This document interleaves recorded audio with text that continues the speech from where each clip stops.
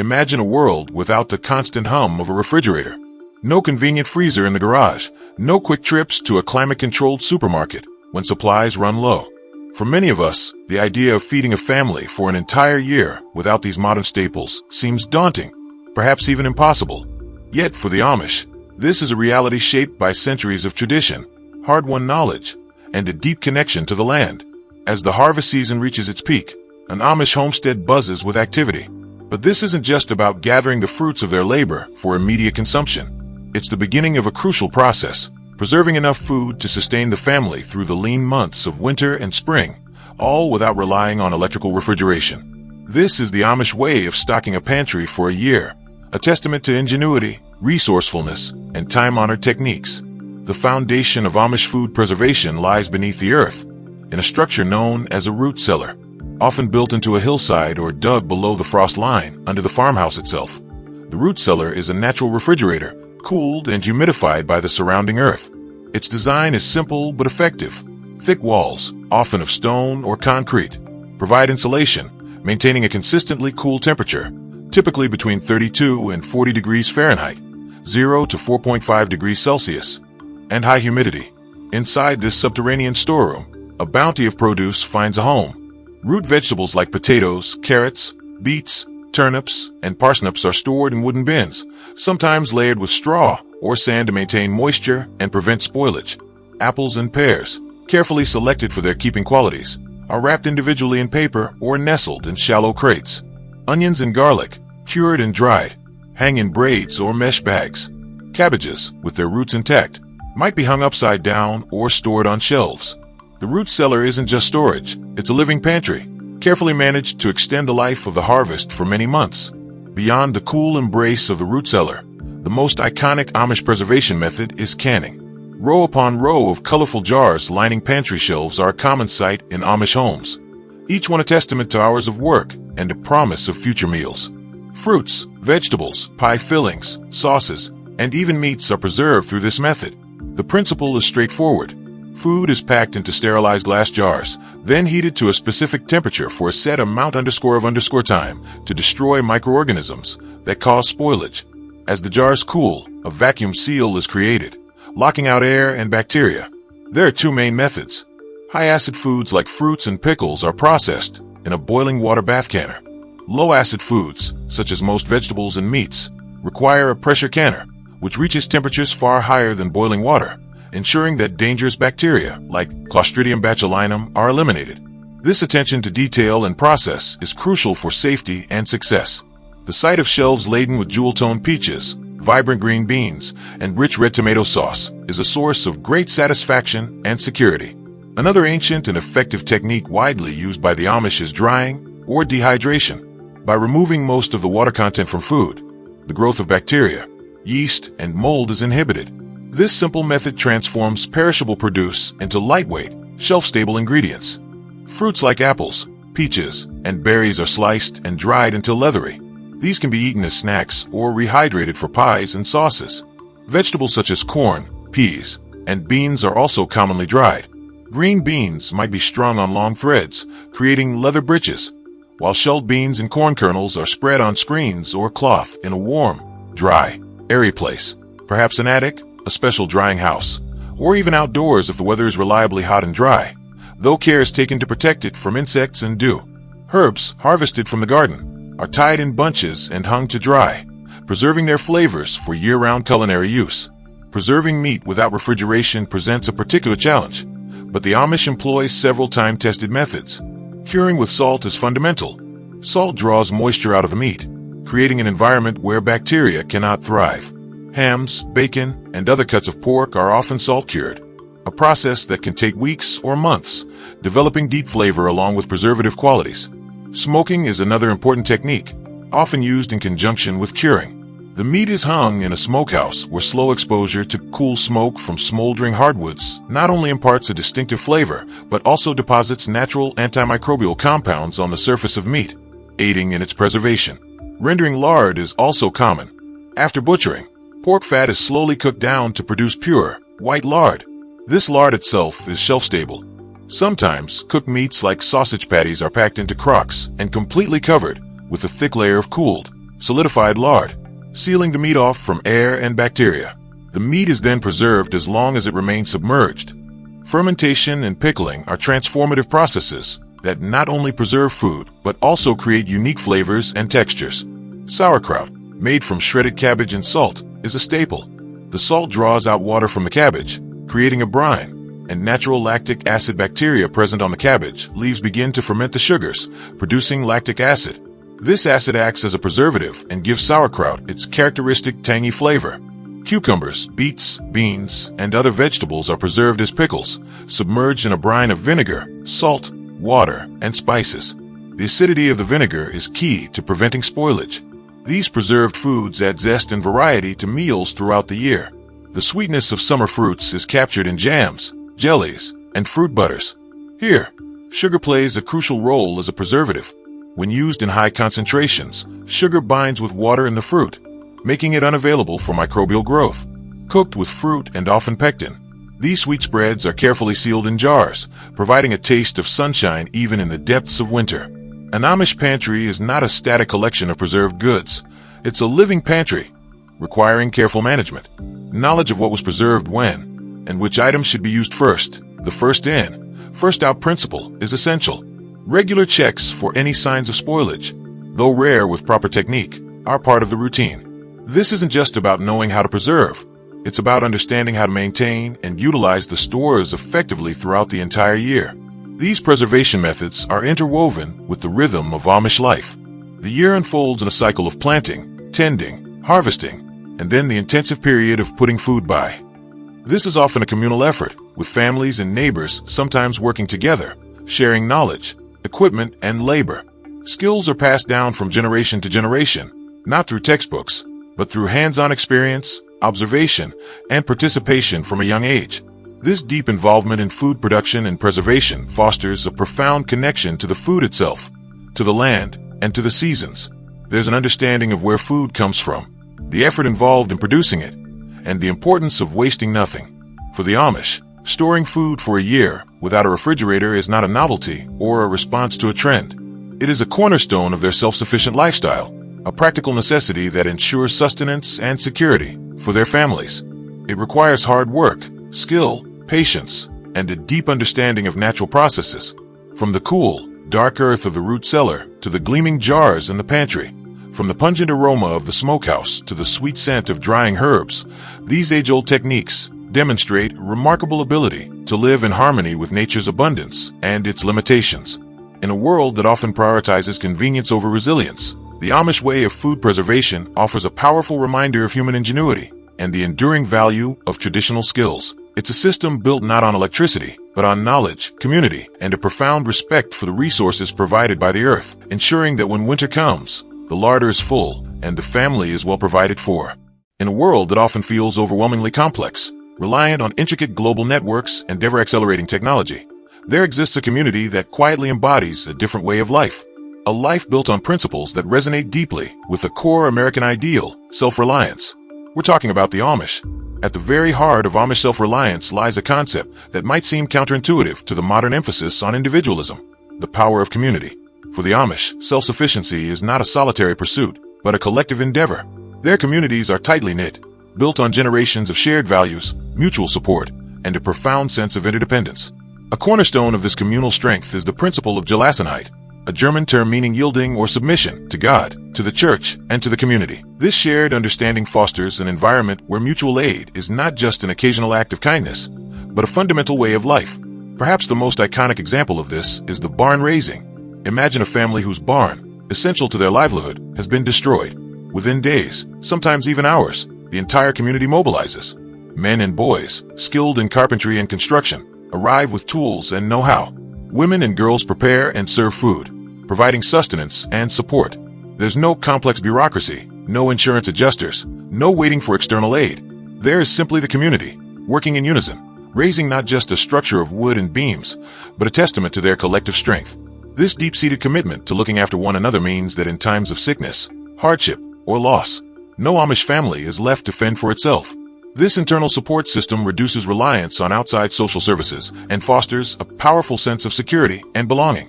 It's a form of self-reliance where the self is the entire community, resilient, and capable because its members are inextricably linked. The Amish connection to the land is foundational to their self-sufficiency. For generations, they have been an agrarian people, their lives and livelihoods deeply intertwined with the soil and the seasons. This isn't just about farming as a business. It's about a way of life that ensures food security and a profound independence from industrialized food systems. Step onto a traditional Amish farm, and you'll witness a model of sustainable agriculture honed over centuries. Instead of vast monocultures, you'll often find a diversity of crops growing alongside thriving vegetable gardens and orchards. Livestock, integral to their farming, are raised with care, providing not only food but also manure for fertilizer and horsepower for fieldwork. The reliance on horse-drawn equipment isn't merely a rejection of modern technology. It's a practical choice that aligns with their values of simplicity, sustainability, and working in harmony with nature. Amish farmers employ time-tested methods like crop rotation to maintain soil fertility and natural pest control, minimizing the need for synthetic chemicals. The harvest season is a period of intense, communal activity, focused not just on immediate consumption, but on preserving food for the year ahead. Kitchens become bustling centers of canning, pickling, drying, and smoking, ensuring that pantries are well-stocked and families are nourished through the winter months from the fruits of their own labor. This direct control over their food production, from seed to table, is a powerful expression of self-reliance, insulating them from the vulnerabilities of complex supply chains and market fluctuations.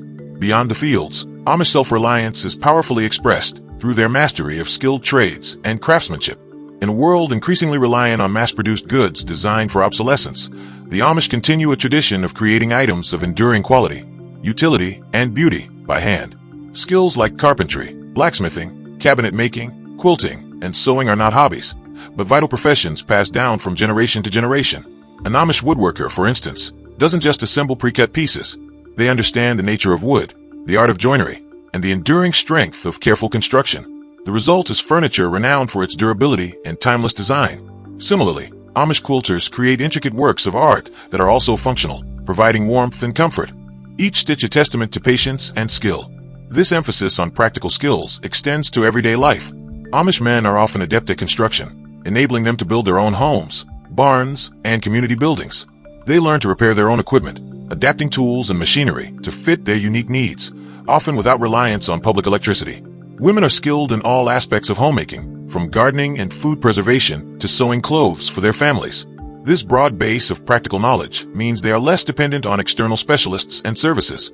When something breaks, the first instinct is often to repair it. When something is needed, the question is often, can we make it ourselves? This hands-on capability is a cornerstone of their independence. Underpinning Amish self-reliance is a deep-seated culture of resourcefulness and frugality. This isn't about deprivation, but about a conscious choice to live simply, to distinguish between needs and wants, and to make the most of what they have. This mindset stands in stark contrast to the consumer-driven culture that surrounds them. The Amish approach to material possessions is guided by principles of practicality and sustainability. Waste is minimized. Items are built to last, cared for meticulously, and repaired when broken. Clothing is often homemade, simple, and functional, mended and passed down. Resources are shared within the community whenever possible. This deliberate avoidance of excessive materialism isn't just a religious or cultural tenet. It's a practical strategy for independence. By limiting their wants, they reduce their need for external income and insulate themselves from the pressures of consumer debt. Their ingenuity is also remarkable. While they selectively adopt technology, their resourcefulness shines in how they adapt it to fit their values. For example, you might find sophisticated workshops powered not by grid electricity, but by diesel generators or hydraulic and pneumatic systems.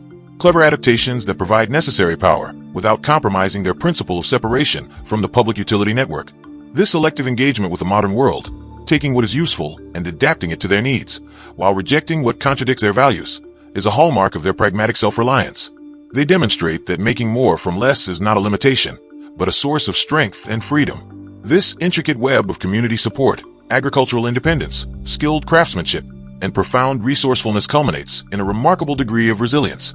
In a world characterized by rapid economic shifts, technological disruption, and societal uncertainties, the Amish way of life has demonstrated an enduring capacity to adapt and thrive. Because their local economies are often diversified, with a mix of agriculture, small businesses, and skilled trades, they are less susceptible to the impact of downturns in any single sector. Their low reliance on debt and their emphasis on savings provide a financial buffer. The strong social fabric means that individuals and families facing challenges are supported by the community, mitigating personal crises before they escalate.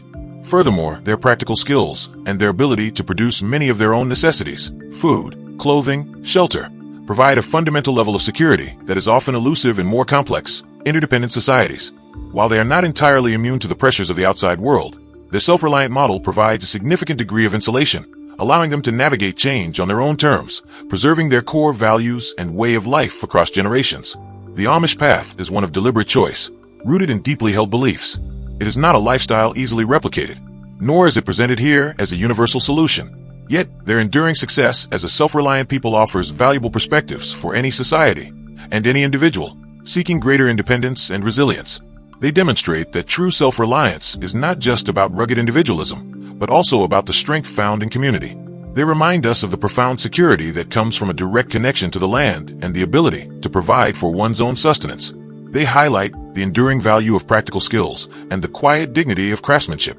And they show us that a life of thoughtful consumption and ingenious resourcefulness can lead to a deeper sense of freedom. In a world searching for more sustainable, more connected, and perhaps more meaningful ways to live, the quiet example of the Amish offers not a judgment on modern life, but a powerful, living testament to the enduring strength and profound satisfaction of self-reliance. Their journey, alongside the broader American narrative, provides rich food for thought on what it means to truly stand on one's own, supported by community and guided by principle. The Amish are widely recognized for their simple, self-sufficient way of life. Among the many aspects of their daily routine, one frequently asked question is, how do Amish families heat their homes without gas or electricity?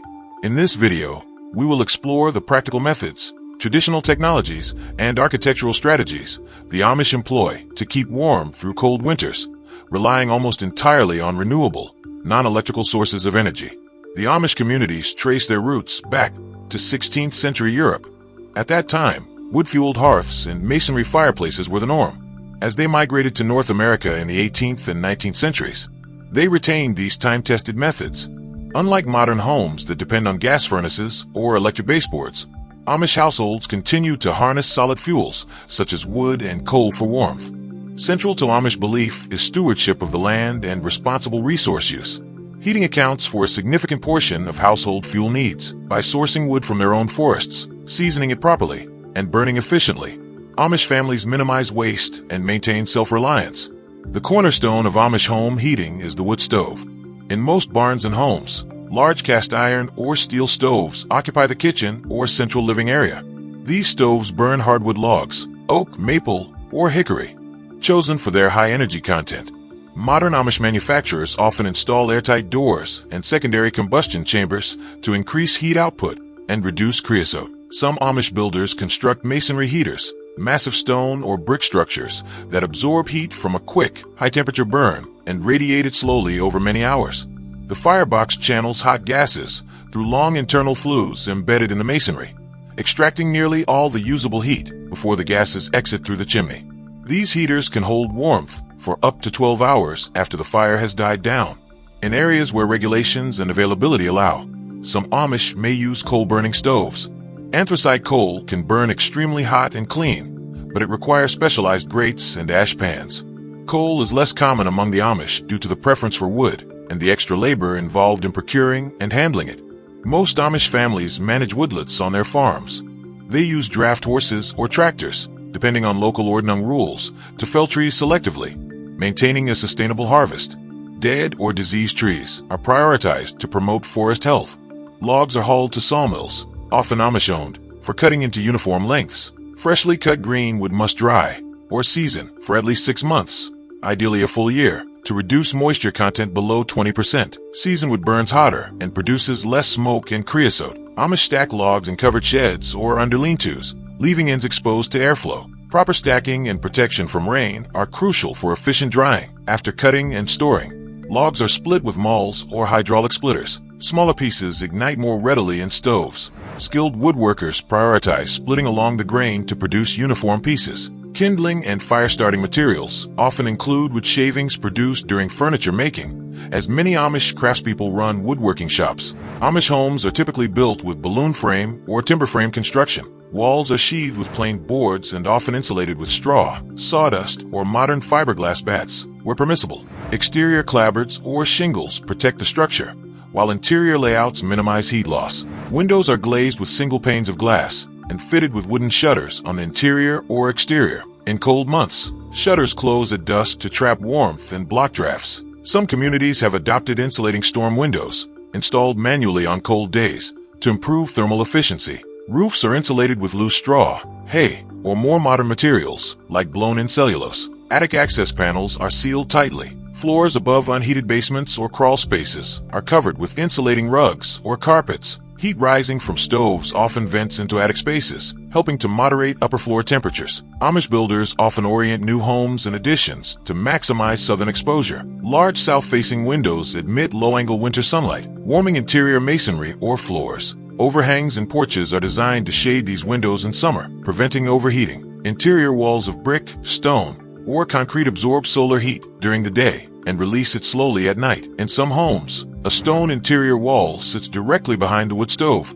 capturing radiant energy and smoothing temperature swings. Wide porches and attached sheds create buffer zones that reduce wind exposure against exterior walls. Dense evergreen windbreaks, planted windward, further diminish chilling winds, reducing overall heat demand. Amish households often heat with cook stoves, large wood-burning models that combine oven, stovetop, and water heating functions. During meal preparation and daily cooking, significant heat radiates into adjacent rooms and hallways. Some communities install indirect-fired water heaters connected to wood stoves. A coil suspended in the stove's firebox heats household water for washing and supplemental space, heating via radiators. The system circulates by natural convection. Hot water rises into radiators. Cool water returns to the coil. Where local ordnance allows, small kerosene or lamp oil heaters provide localized warmth in workshops or outbuildings. These portable heaters burn liquid fuel in wick-fed burners. However, indoor use is limited by ventilation requirements and fire risk. Traditional stoves and fireplaces rely on natural convection. As air warms near the firebox, it rises and circulates through open doorways and transoms. Cooler air enters from lower vents or under doors,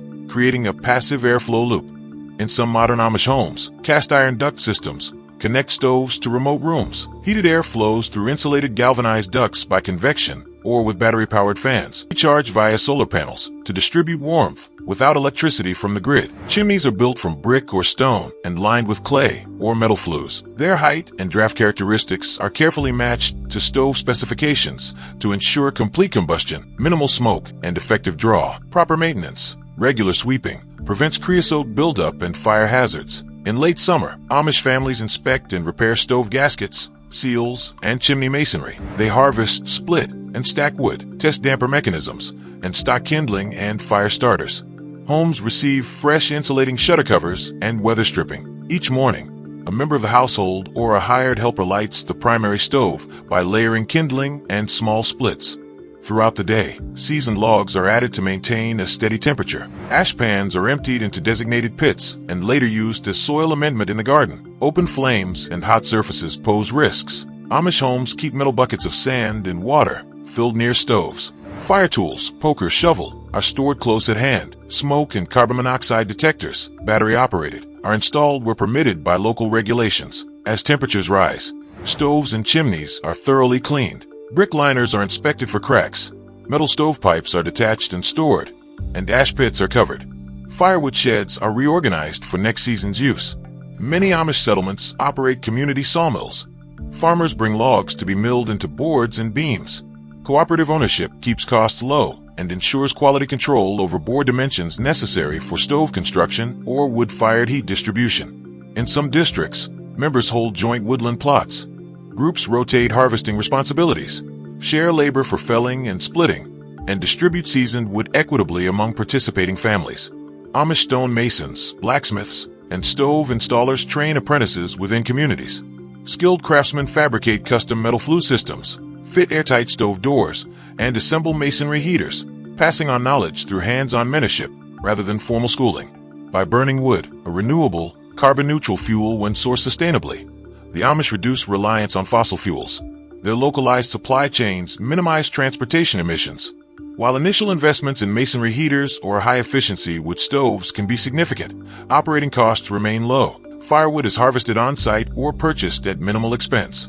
Maintenance and repairs are performed by local craftsmen, keeping dollars within the community. Off-grid heating methods are inherently resilient. In power outages, fuel supplies, and wood-fired stoves continue to provide heat. Communities with no reliance on external utilities demonstrate how decentralized energy strategies can enhance self-sufficiency. Heating a home without gas or electricity requires careful planning, skilled craftsmanship, and a deep connection to natural resources. The Amish approach combines centuries-old traditions with selective modern enhancements, always guided by principles of self-reliance, environmental stewardship, and community cooperation. Whether through the slow, radiant warmth of a masonry heater or the steady glow of a wood-burning cook stove, these methods keep Amish homes comfortable through long winters, all without the flick of an electric switch.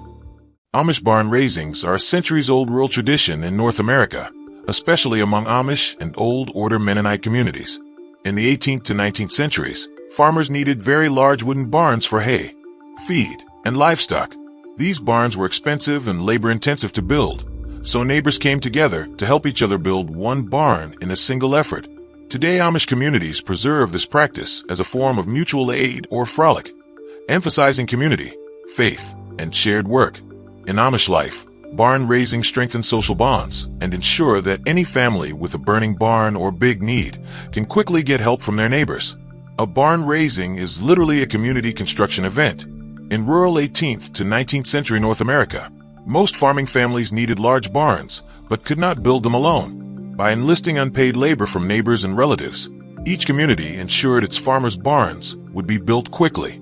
The custom was widespread on the American frontier and rural Canada, and it survives today mostly in close-knit Amish/Mennonite communities. Amish culture places a very high value on community and mutual aid. Amish religious teaching encourages helping others without seeking payment, trusting that the favor will be repaid in kind later. Barn raisings are examples of frolics, which are volunteer work gatherings that conclude with food and fellowship. The family hosting the barn raising typically retains ownership of the barn, but the whole community shares the work and the celebration. Because Amish groups traditionally avoid most modern technology, they rely on skilled craftsmanship and simple machines.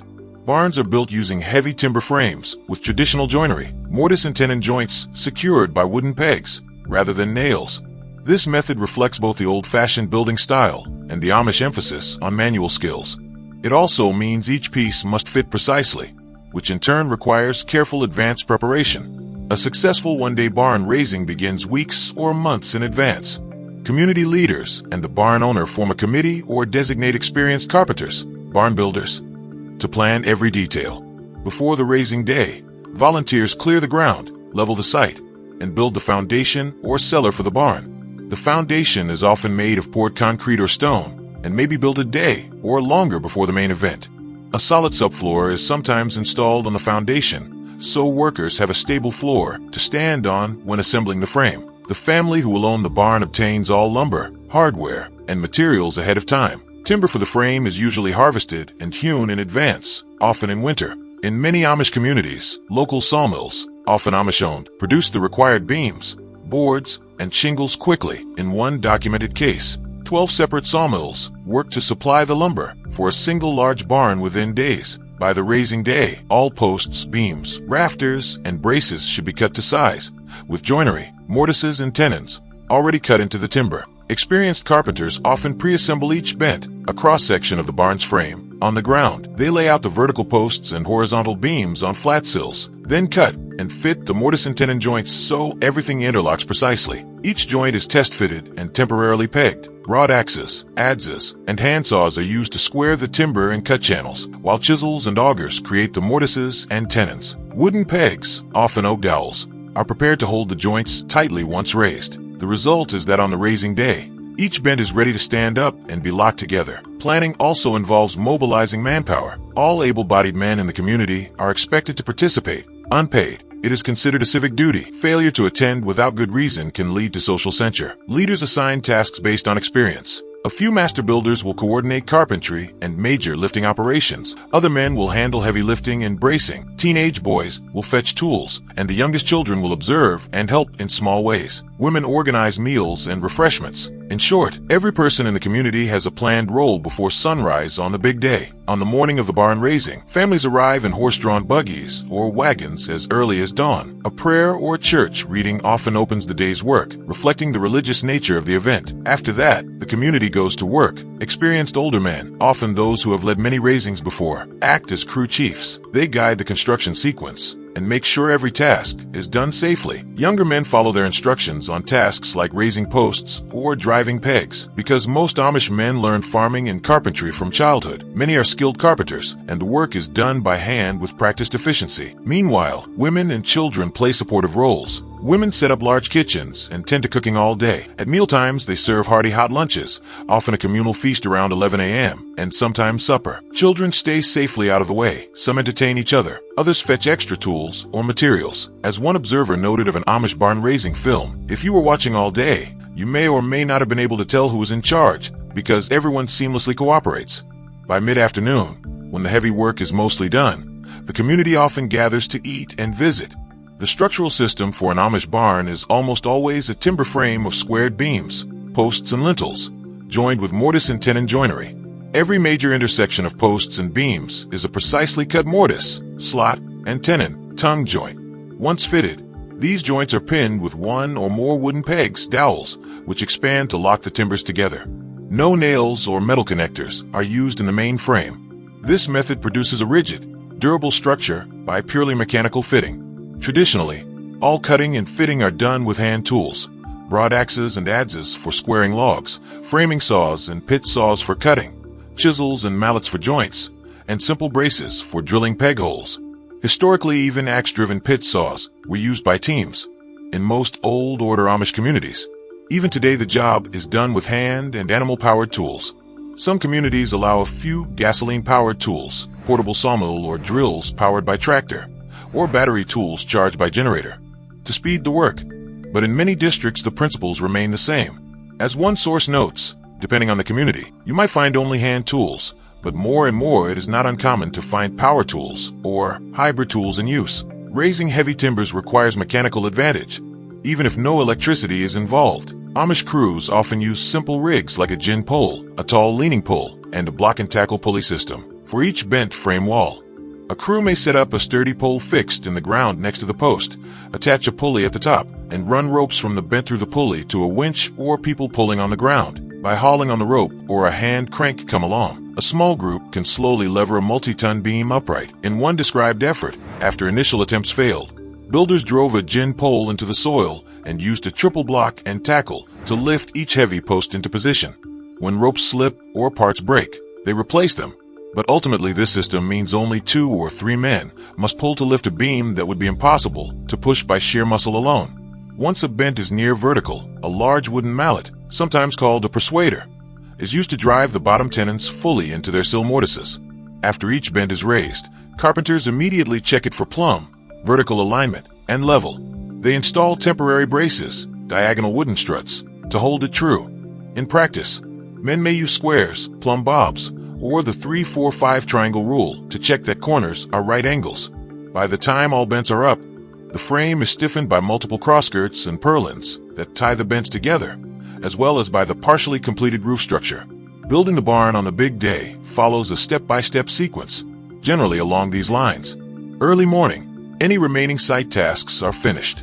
The foundation and sill plates, horizontal timbers on top of the foundation, should already be in place. Workers sweep debris so the frame can be assembled. On the floor of the barn, carpenters assemble one bent flat on the ground. A bent is a single cross-sectional frame, 2 vertical posts connected by 2 or more horizontal beams. They square and level it on the sills, then temporarily peg the joints.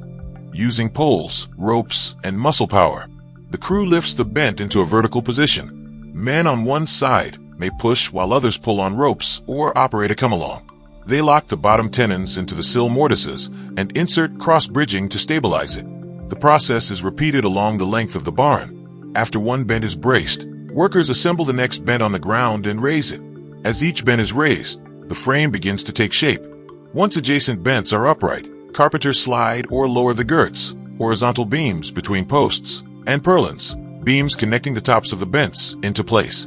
These timbers may be set on brackets or notches, and then pegged. This ties the bents together into a rigid structure. Often a team will lift a long purlin by hand with the help of temporary levers or ladders. At various stages, crews add diagonal braces to prevent the frame from racking. They frequently check that corners remain square and posts remain vertical, making minor shifts if needed. With the wall frame up, attention turns to the roof. In many Amish raisings, the rafters or roof trusses have been pre-cut and partially assembled the day before. Small teams carry the rafters up ladders or climbing the frame to set the lower ends. For very large farms, some communities now use a crane or tractor to lift pre-built trusses. Older Amish methods involve gin poles and ropes or pike poles to lift rafters one by one. Workers nail or peg the rafters to the ridge beam and purlins as they go. Once the last rafter or truss is in place, a traditional topping out ceremony may occur.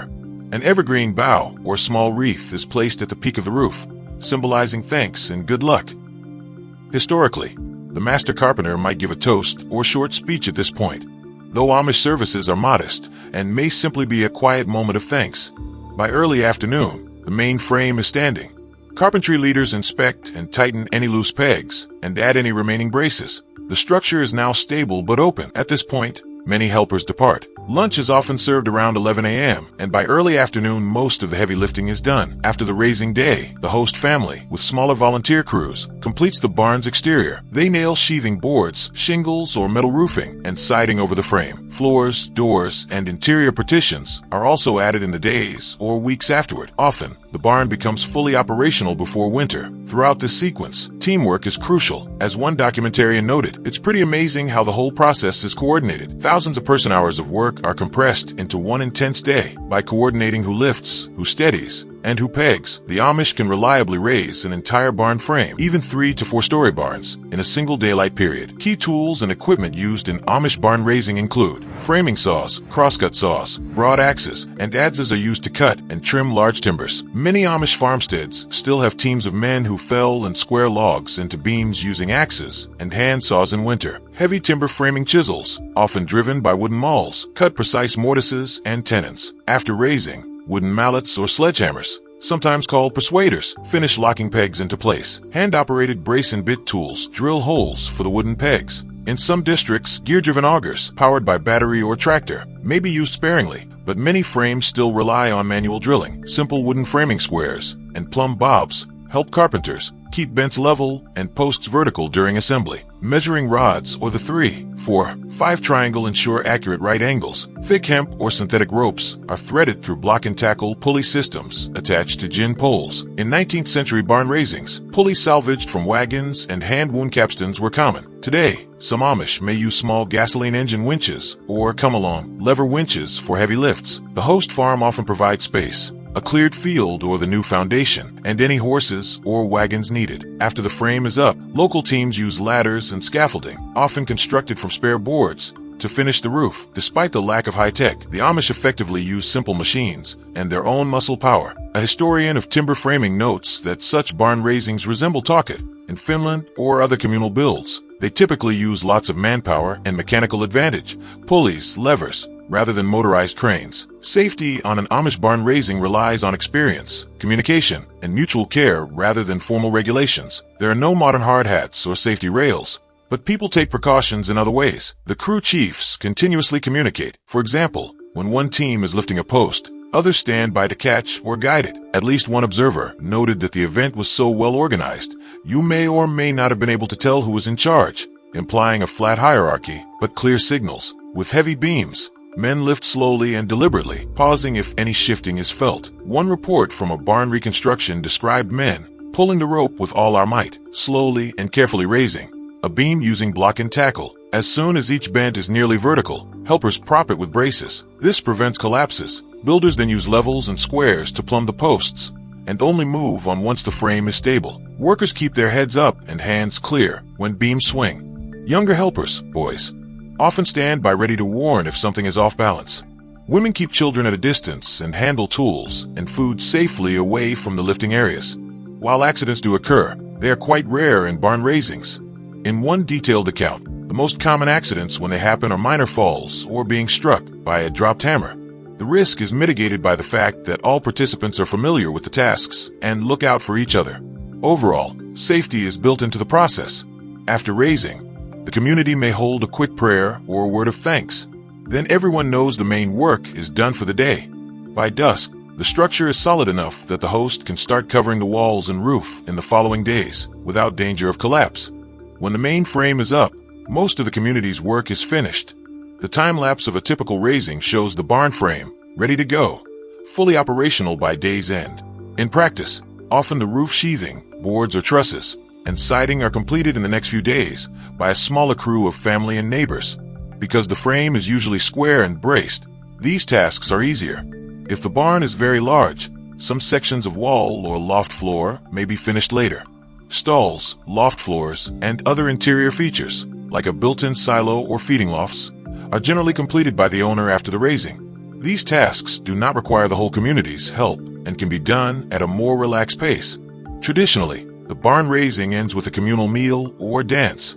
Amish gatherings, like frolics or quilting bees, often include festive food. Today, especially in stricter communities, the celebration may be simple: hearty food and fellowship during and after the raising. The day's shared effort typically reinforces community unity, which is one major goal of the event. Finally, the expectation is that the favor will be returned. Families in Amish communities keep track of how many barn raisings each has helped with, creating a mutual credit system. If a family needs help in future, the community knows they have paid into the system by past participation. Barn raising is thus both a practical construction technique and a social institution. In the words of one observer, it remains one of the Amish community's most important events, preserving values of aid and cooperation in a modern world.